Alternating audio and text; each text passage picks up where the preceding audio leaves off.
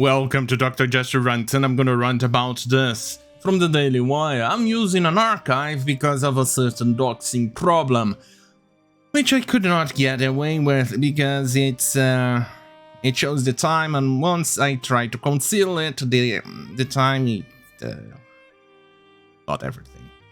Anyway, Washingtonpost runs piece saying Elon Musk's Twitter investment could be bad news for free speech. Musk's fire back. On a Thursday morning, the Washingtonpost published an analysis piece titled Elon Musk's Twitter investment could be bad news for free speech. Musk, who has also tweeted Post owner Jeff Bezos before, fired back. Washingtonpost always good for a laugh. After just snorted coffee out of my nose. Washingtonpost, it's where democracy dies. Washingtonpost is the darkness of democracy.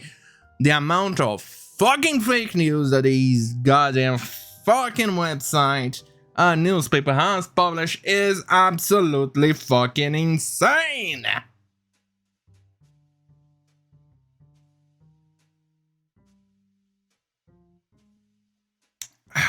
I need more coffee to go through this. But I'm gonna power through. That's how much sacrifice I'm doing for you guys. That's how much sacrifice I go through. That's because I love you. That's because I love all of you guys. Yes. Anyway, in February 2021, asked about for a comment by the Washingtonpost on a profile titled, quote, Elon Musk moves to Texas and embrace celebrity, can Tesla run on autopilot? End quote. That quoted the various critics slamming him for being stretched too thin. Musk fired back at the post and ostensibly its owner Bezos snapping, quote, give my regards to your puppet master. End quote. Yeah, that's a good reply. But this is because Washingtonpost has always been anti-free speech. Anything that goes against the narrative is, well, is quickly silenced. The profile that stated Musk is, quote, drowning in outside commitment like his aerospace company under Jesus Christ. Endeavors while letting quality and strategy of Tesla fall victim. End quote.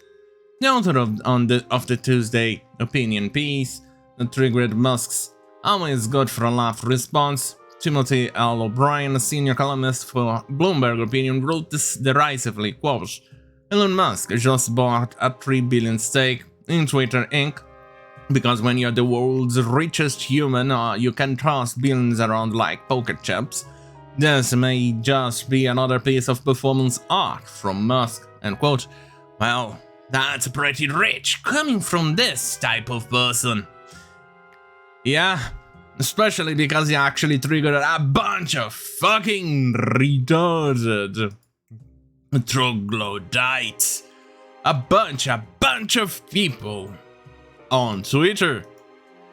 And it was absolutely hilarious. I covered this in my video yesterday, and I don't think I necessarily need to cover that much again. Let me just finish hiding everything. And I think we're good. Let's see, just to confirm. Hide that, and I think we good. I think we good. We are fucking good. So, these are some of the people who got actually triggered over it. Honestly, I can't tell if Twitter employees are happy or worried about news.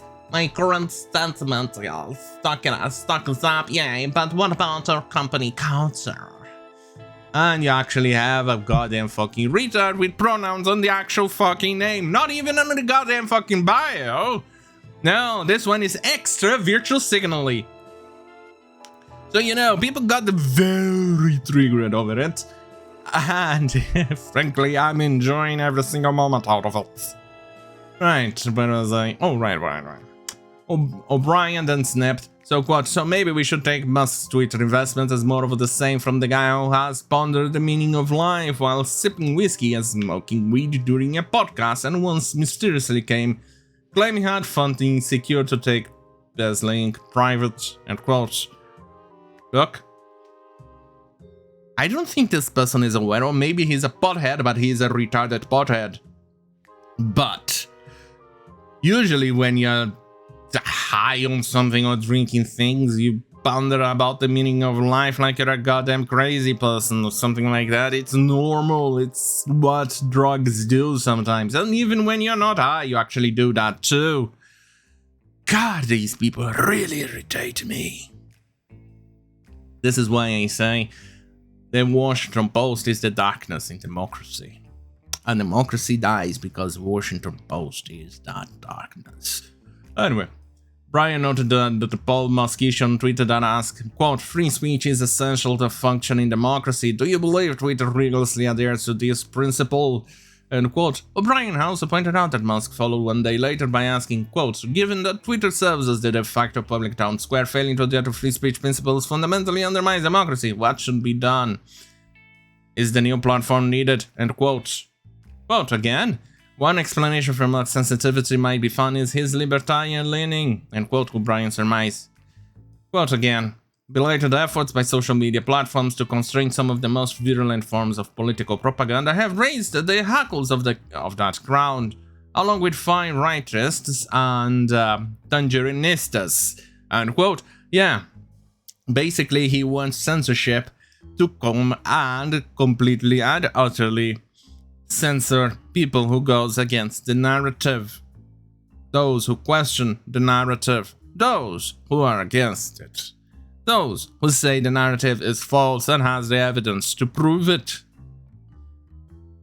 And O'Brien here is, well, another big juicy example of why Washington Post is the darkness in democracy. Anyway, let's finish this because I'm already bored. O'Brien concluded, end quote, a quote again, Musk probably isn't in this for the money, he is in it to make a point, and he is in it to scare Twitter's management. Oh, thank God, I hope so. Somebody who has complained that his free speech is being chilled should perhaps be sensitive to those nuances, but that would assume that Musk is more of a philosopher than a bully. End quote. Come on, Elon Musk, make these people goddamn suffer! This is going to be epic. And the salt just keeps on coming. Let's hope that the next salt is a bit more salty. I definitely want more salt.